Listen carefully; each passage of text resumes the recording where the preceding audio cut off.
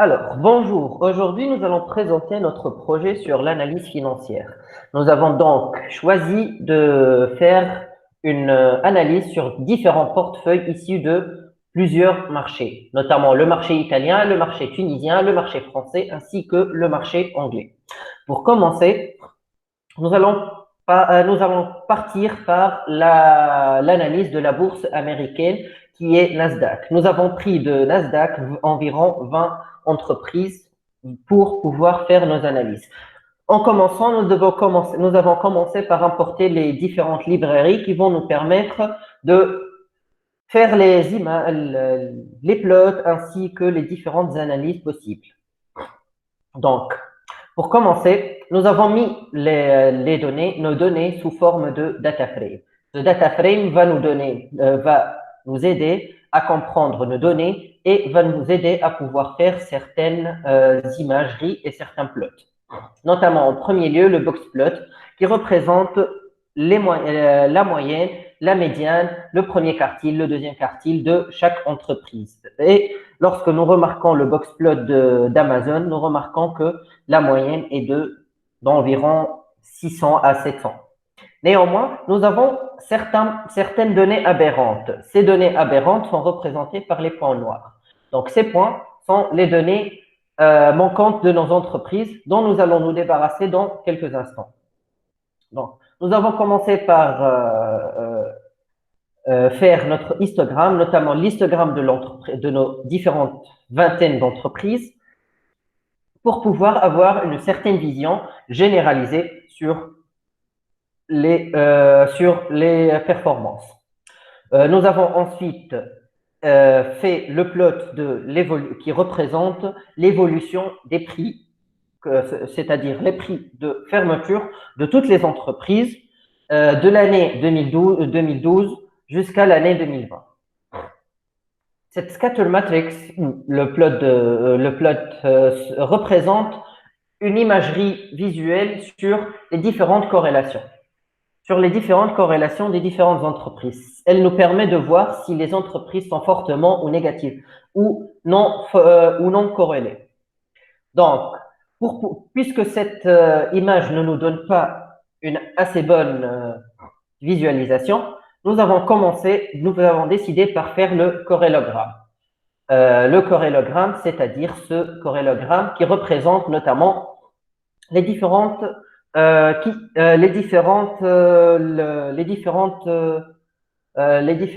corrélations. Voilà. Par exemple, Apple, elle est bien corrélée avec Microsoft. Donc, nous avons ensuite eu une idée sur nos données et donc avec l'iLoc pour voir sans légende, bien sûr, pour l'iLoc. Ensuite, nous avons décidé de faire le scatter matrix. Donc, le scatter plot plutôt, ou le nuage de points, nous avons choisi de faire différents nuages des points qui représentent les différentes corrélations de toutes les entreprises 4 à 4. En commençant par Apple, AMD, Cisco, EA, et en finissant par les entreprises ADP, DMP, ADMS, ADP et ADPT. Donc, voilà. Ensuite, lorsque nous avons fait nos analyses, nous avons fait notamment le pourcentage de change des différentes entreprises. Ce pourcentage de change représente le taux de changement en pourcent des différents prix de différentes entreprises. Donc ensuite, puisque nous avons plusieurs données manquantes, notamment ici 9467 données manquantes, nous avons utilisé la méthode du FF-fill et backfill, de F-fill et backfill. Ces différentes méthodes nous permettent de remplir nos données et de nous débarrasser des différentes données manquantes. C'est-à-dire de remplir les données manquantes avec les valeurs suivantes ou bien et les valeurs précédentes. Ce qui nous a donné un résultat assez plus convaincant que précédemment. Donc, nous avons ensuite rempli les valeurs vides, comme l'a été. Et enfin, nous avons décidé de faire le clustering du portefeuille de l'Amérique. En premier lieu, nous avons calculé le rendement, donc le rendement de chaque entreprise. est représenté par ça. Notamment ici, nous avons Apple qui a un rendement de 0,25 comparé à Acer qui a un rendement de 0,28.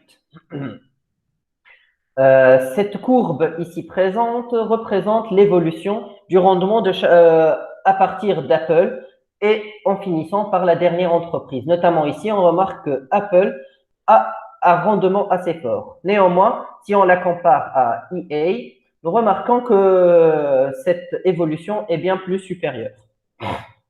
Ensuite, nous avons décidé de faire la volatilité. Donc, nous avons fait le calcul de notre volatilité pour voir les entreprises, laquelle des entreprises est la plus dangereuse. Donc, cette courbe représente elle représente donc la volatilité de Apple qui est assez volatile comparée aux autres entreprises. comparée aux autres entreprises. Notamment ici, nous pouvons remarquer que Apple a une volatilité de 0,25 comparé à Acer qui est volatile à 1,35. Une volatilité assez supérieure. Ensuite, ce plot nous montre le rendement et la volatilité dans un seul graphe pour voir et pour mieux visualiser ces différentes évolutions. Donc voilà, nous avons ensuite calculé l'inertie pour pouvoir fabriquer un certain clustering de nos différentes entreprises. Ici, nous avons utilisé la méthode de coude. Cette méthode va nous permettre de voir si il s'agit bien, quel est le nombre de classes le plus optimal. Ici, nous pouvons remarquer que 7 ou 4 classes ou bien 5 classes est bien optimal comparé aux autres. Donc, ensuite, nous avons fait nos différents clusters et ici, nous avons décidé de choisir 5 clusters. 5 clusters représentés par différentes entreprises chacune. Donc, ces différents clusters sont représentés par le premier cluster qui correspond à Apple, ACTT, Adobe, etc., EA, Amazon. Ici, nous avons le deuxième cluster qui contient ces 4 entreprises, le troisième qui contient ces entreprises, le quatrième et le cinquième qui contient chacun les entreprises. Nous avons ensuite fait en sorte de comprendre quelles sont les entreprises qui sont représentées dans les clusters, ce qui nous a donné ceci. Donc, le premier cluster, qui est le cluster rouge, est représenté par les entreprises EA, Apple, Microsoft, Amazon, Adobe, etc. Donc, nous avons ensuite calculé combien d'assets nous avons dans notre portefeuille. Et ici, nous avons environ 26 entreprises, donc 26 assets. Et nous allons maintenant suivre par le calcul de notre portfolio. Donc, pour le calcul de notre portfolio, nous avons décidé de faire différentes méthodes, notamment une première méthode qui est la méthode Monte Carlo, qui correspond aux performances du portfolio et aux performances de simulation du portfolio. Donc, ici, nous avons pris en sorte de simuler environ 100 000 portfolios pour pouvoir avoir des résultats assez intéressants. Lorsque nous avons exécuté notre courbe, nous avons remarqué que les entreprises ayant des étoiles, notamment l'étoile verte peut nous donner un retour, notamment les 2 entreprises les plus intéressantes sont ces entreprises représentées en étoiles. Donc, nous avons ensuite le ratio de Sharpe. Donc, nous avons décidé d'utiliser le ratio de Sharpe, le calculer et pour savoir si les entreprises, laquelle des entreprises ayant un ratio de Sharpe le plus proche de 1. Ces entreprises seront les entreprises les plus profitables. Donc, ensuite, nous avons fait le calcul du maximum ratio de Sharpe et le minimum ratio la variance minimale. Nous pouvons donc remarquer que ici, ACTT a une variance assez négative. Ici, par exemple, Apple peut être représenté comme étant une entreprise comme étant une entreprise assez profitable parce qu'elle a un ratio, un ratio positif comparé aux autres. Ou bien, ici, nous avons aussi ACTT qui est la plus profitable comparée à toutes les entreprises car elle a un ratio de 0,31. De 0,31. Donc, ensuite, nous avons calculé l'écart type. Nous avons utilisé l'écart type pour faire nos calculs, pour avoir une idée sur les différents portfolios que nous pouvons gérer. Et ici, nous avons un portfolio qui est le plus intéressant, qui est représenté en étoiles. Mais en ayant une idée sur le fait, nous avons donc la variation ici est de 0,15 et nous avons Apple qui est à 0,08 qui est, qui est assez proche de la valeur de la variance. Ainsi de suite pour toutes les autres entreprises. Donc voilà, ceci va donc nous emmener à conclure lequel des marchés qui est le plus profitable, notamment EA ou bien Apple. Donc maintenant, nous allons passer par le marché tunisien. Alors, dans cette partie, nous allons présenter le marché tunisien. Bien sûr que ne rien va changer au niveau de l'analyse. Toutes les méthodes sont les mêmes. Alors, on a commencé par importer le module Globe qui permet d'importer une liste de fichiers à partir de fichiers en même temps. Alors, ici, on a importé les 20 entreprises qu'on va travailler sur elles. Euh, Ici, on a créé une data frame qui contient toutes les entreprises, ainsi les dates et le prix de chaque action. Et cette data frame s'appelle DF1. Alors, cette data frame contient 2189 lignes et 20 colonnes. Ici, ce plot qui représente le taux de change de chaque entreprise, bien sûr par rapport à l'année. Après, on a représenté le box plot de chaque entreprise, bien sûr. Après, on a présenté le box plot qui donne une visualisation globale sur le mean, la médiane, l'écart type, ainsi de suite. Et comme vous voyez, les points noirs, ce sont les valeurs manquantes. Alors, pour la corrélation,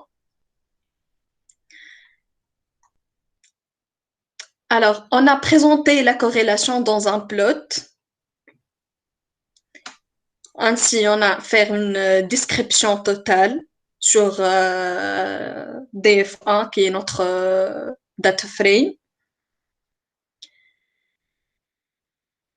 Alors, ici, la partie suivante, on a représenté les différents nuages de points qui donnent une visualisation sur les différentes corrélations entre quatre entreprises. On a pris à chaque fois quatre entreprises et on a représenté les nuages de points de chaque entreprise. Alors, on a divisé la, en, par quatre entreprises. Alors, ce plot nous donne une, une échange de chaque entreprise. Comme vous voyez ici au niveau de ce plot, il y a des valeurs manquantes qui n'est pas visible parfois. Alors, on a décidé d'éliminer ces valeurs manquantes.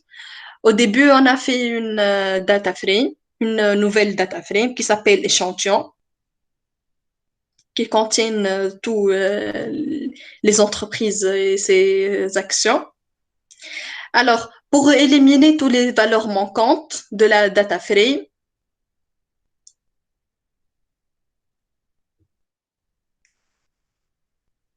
on a utilisé la méthode effet fil. Cette méthode élimine les valeurs manquantes et les remplace par la valeur précédente de l'action.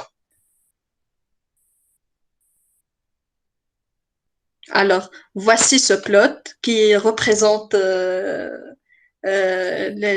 taux de changement de chaque action. et qui ne contient pas des valeurs manquantes. Après, on a calculé le rendement.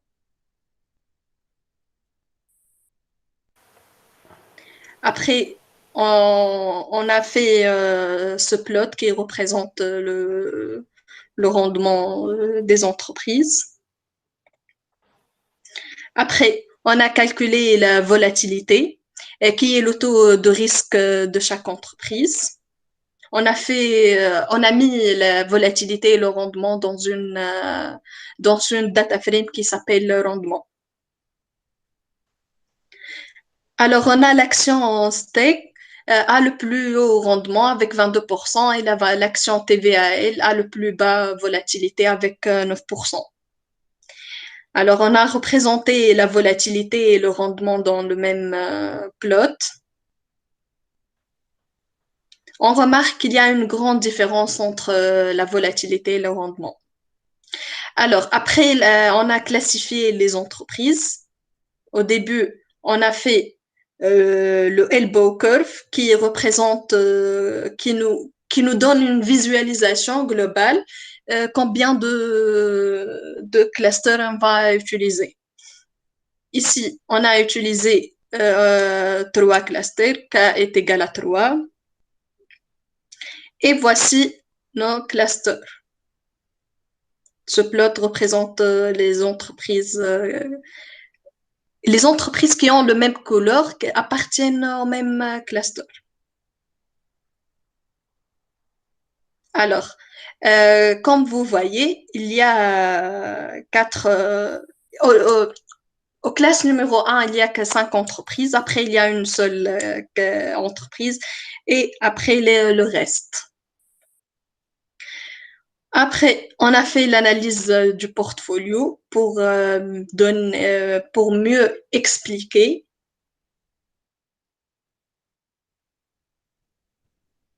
Alors, cette étoile verte présente le meilleur ratio de Sharpe et l'étoile rouge représente le mauvais ratio de Sharpe.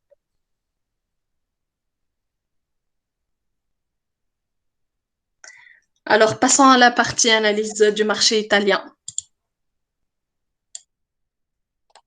Bon, merci, ça fait. Alors, dans mon parti d'analyse, on va intéresser sur le portefeuille client qui contient 20 entreprises italiennes qui sont bien sûr ATL, CNHI, CRDI, DIAS, EI, etc., etc. D'après la première vision, on peut constater qu'on a des données manquantes. Alors, et selon le présentation du PLT, on peut, qui nous plutôt informe sur l'ensemble de notre portefeuille client et leur évolution durant 2010 jusqu'à 2020. À partir de ce graphe, on peut remarquer qu'il y a 3 événements remarquables, surtout au niveau de la tendance des prix de 2 actions durant les dernières années, qui sont DIAS et ISP. Aussi, une baisse de prix de l'action de CRDI. Passons à l'analyse statistique. On note que si la corrélation elle est supérieure à 0, alors il y a une forte corrélation positive. Si la corrélation est inférieure à 0, alors il y a forte corrélation négative. Et si la corrélation égale à 0 ou proche de 0, alors pas de corrélation. À partir de l'analyse de notre corrélation, on peut constater bien sûr qu'il y a des différents prix d'actions qu'on peut remarquer et qui sont bien sûr et qui ont plutôt des fortes corrélations positives et des faibles corrélations négatives. Alors, passons à la partie clustering. on a utilisé la méthode de partitionnement de Cummins, qui est une méthode de partitionnement de données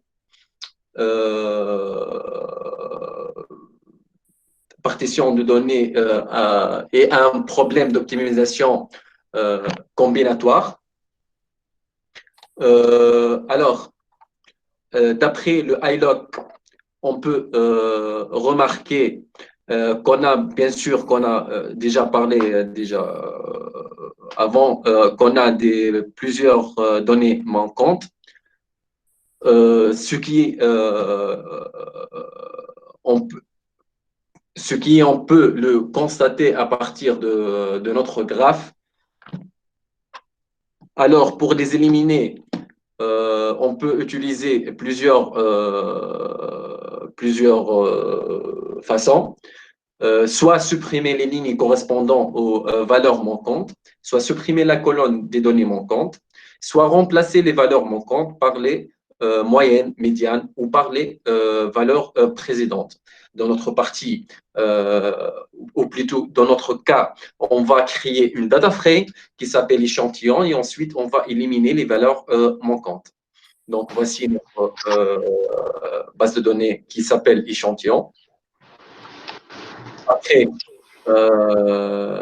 Après la vérification, bien sûr, des données manquantes, on peut constater qu'on a presque 10 352 valeurs manquantes. Les entreprises ou le portefeuille qu'il y a des problèmes au niveau de données manquantes sont ATL, CNH, HI, CRDI, INI, etc. Bon. Après, l'utilisation de méthode FFILL, F-file, on peut remarquer que pratiquement, après le remplissage des valeurs, qu'on a zéro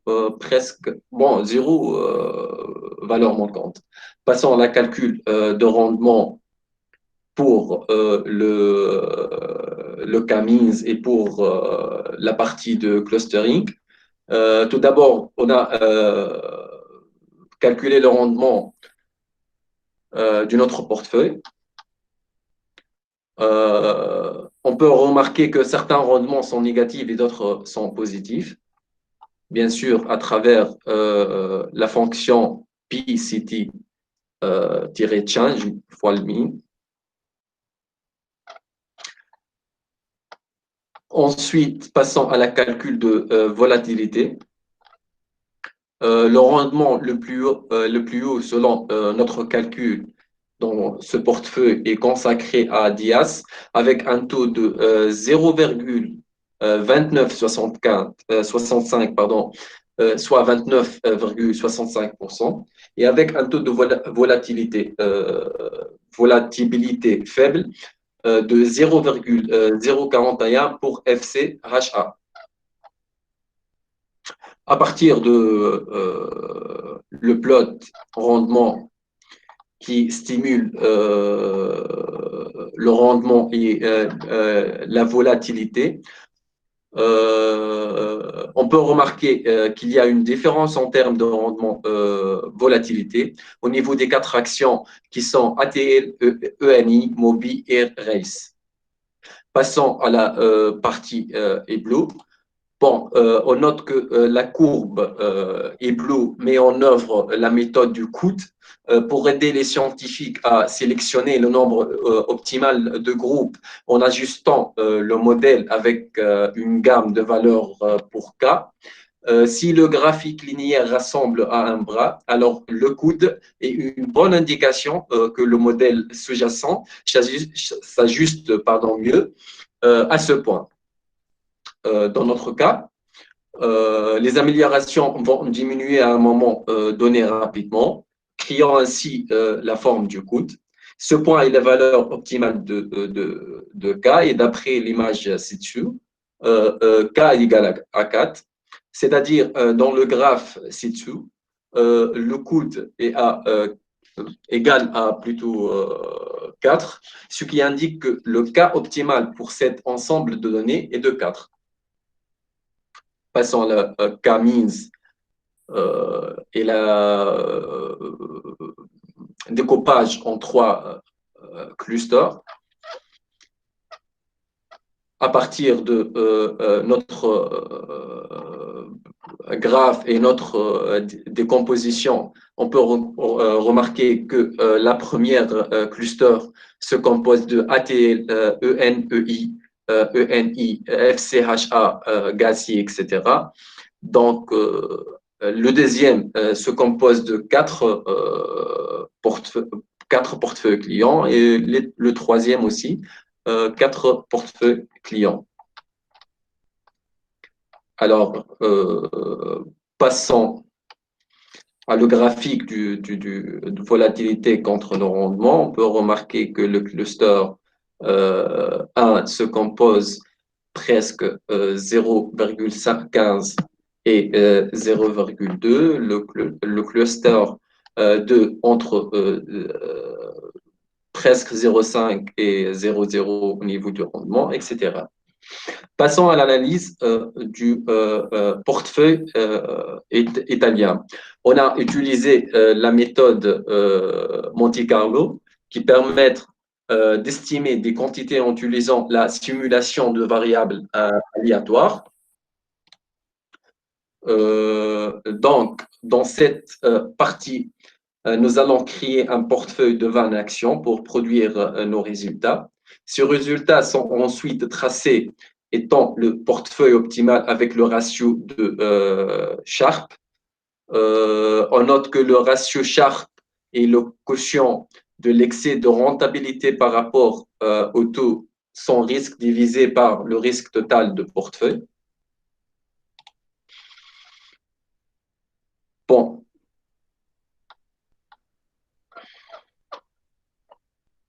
Voici donc le standard deviation. On peut remarquer que il y a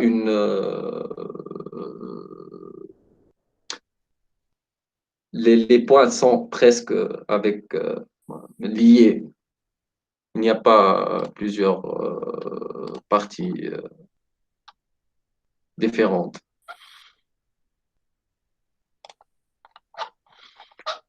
Bon, pardon, juste un instant.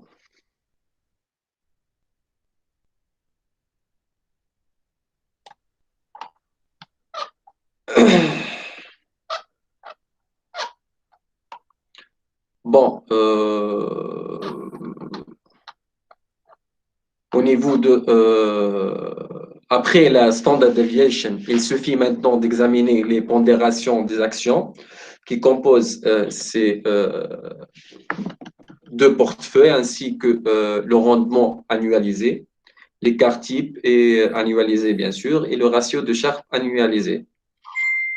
Donc, à partir du max Sharpe et min Sharpe, on peut également constater que presque on a 0,039 au niveau du portefeuille ATL, 0,024 CNHI, etc. Ensuite, la deuxième approche de l'optimisation qu'on a utilisée, c'est le SkyPea. Donc, on a commencé par définir une fonction qui calcule et renvoie le ratio de Sharpe négatif d'un portefeuille. Ensuite, nous définissons une variable que nous allons appeler contrainte.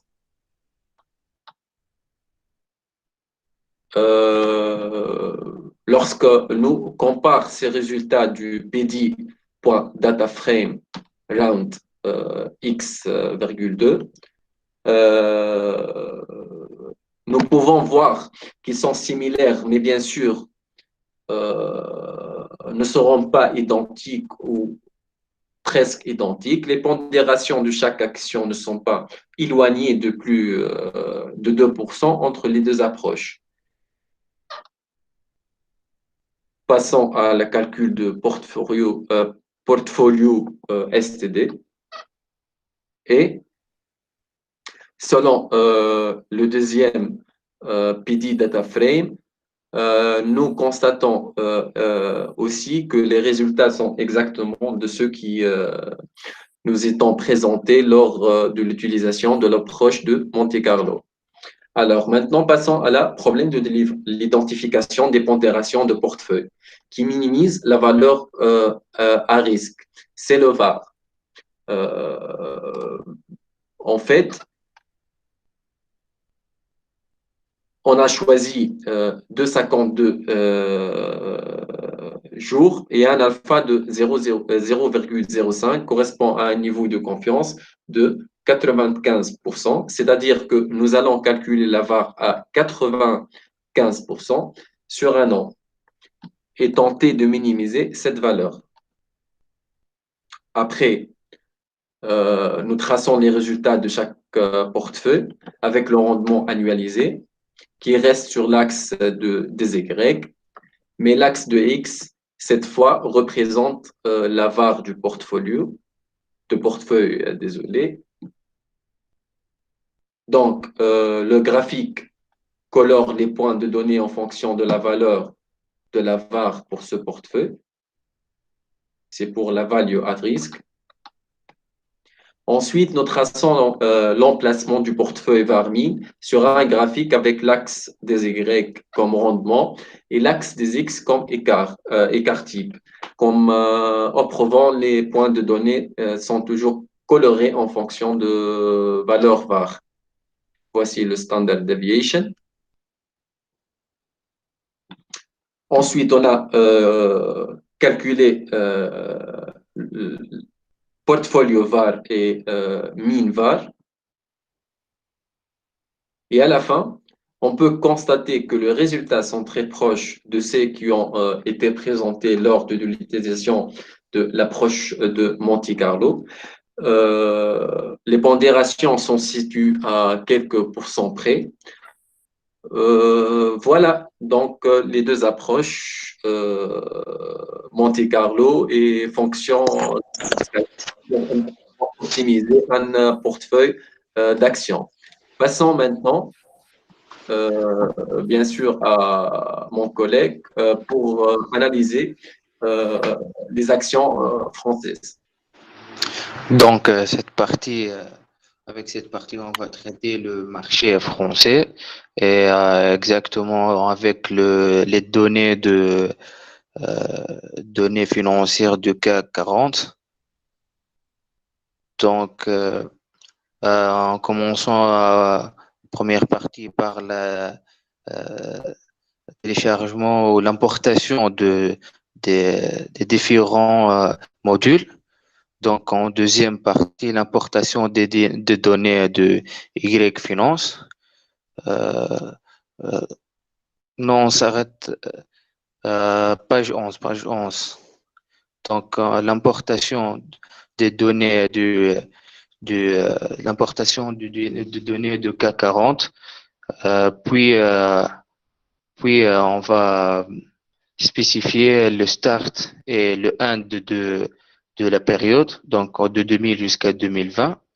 Et après, on va présenter le volume de CAC 40 sous forme avec la présentation du box plot où cette présentation nous aide à identifier le minimum et le maximum de volume de cet indice avec la présentation précise de le médian et beaucoup de points aberrants dans cet indice.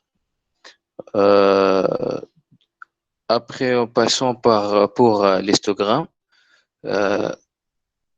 qui présente les différents clés, les indices clés de CAC 40 comme le close, le high et le stock split, le open, le low et le volume.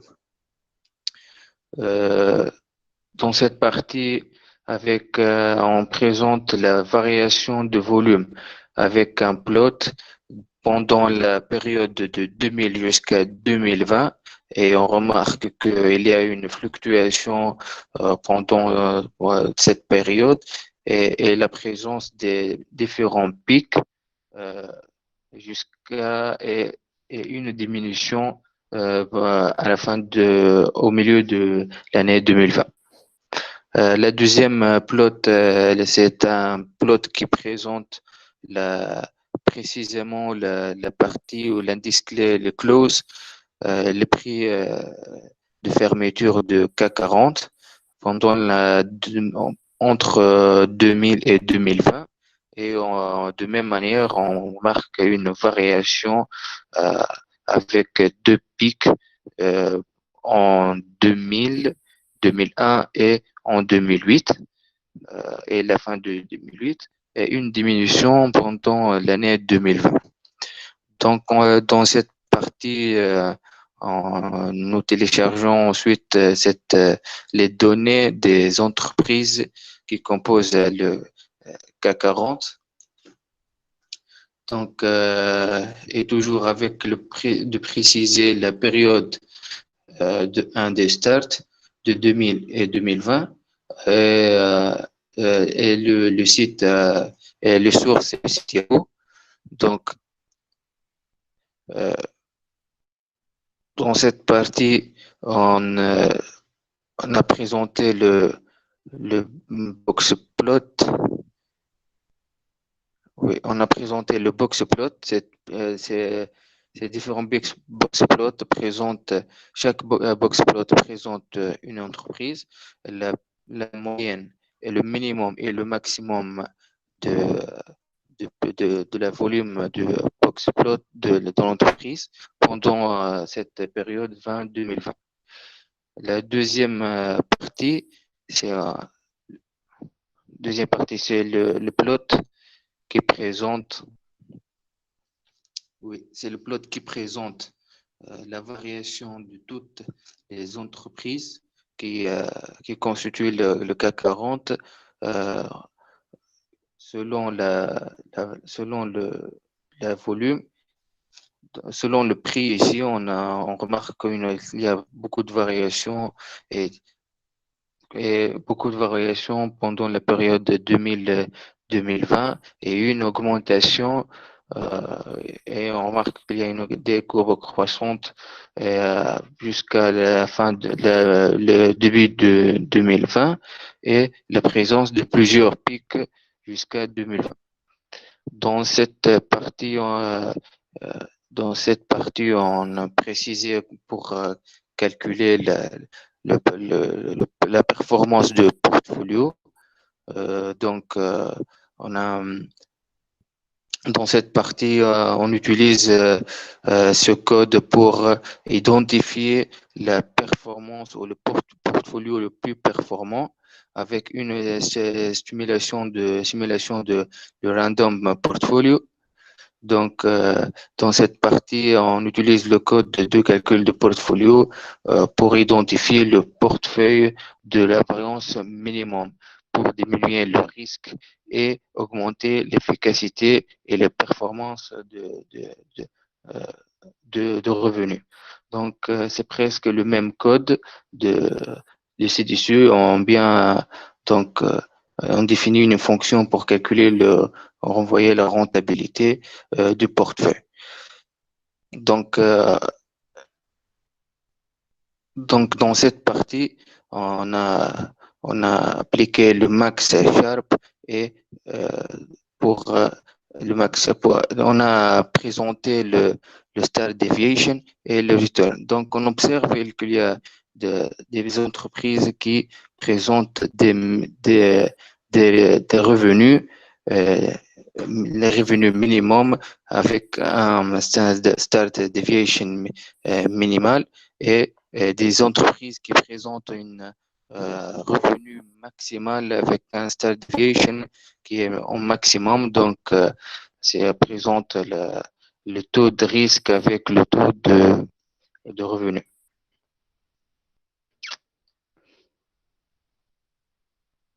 Donc, dans cette partie, Donc, dans cette partie, on calcule le Sharp, le max Sharp, en utilisant la fonction lambda. Donc, en fonction de lambda, pour fixer le max Sharp ratio.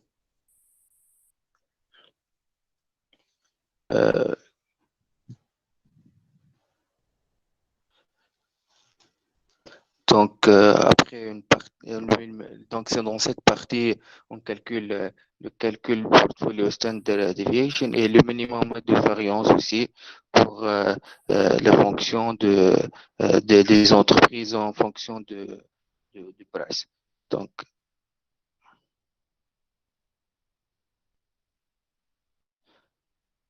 dans cette partie, on utilise le calcul de ce code pour calculer le VAR de portfolio, donc la variation de portfolio ici, et le random portfolio VAR.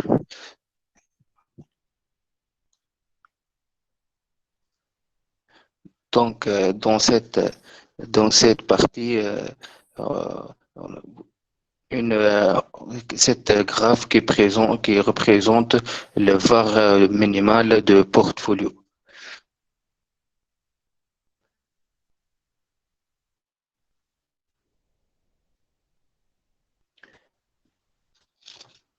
Donc, dans cette graphe, il y a présente la variation minimale du portfolio en fonction du return et le standard deviation. Donc voilà, c'est fini pour le projet. Donc ce projet a été élaboré par toute l'équipe pour pouvoir nous aider à vérifier et à donner des informations sur les différents portfolios issus d'un grand nombre de marchés différents. Donc voilà, c'est tout. Merci pour votre attention.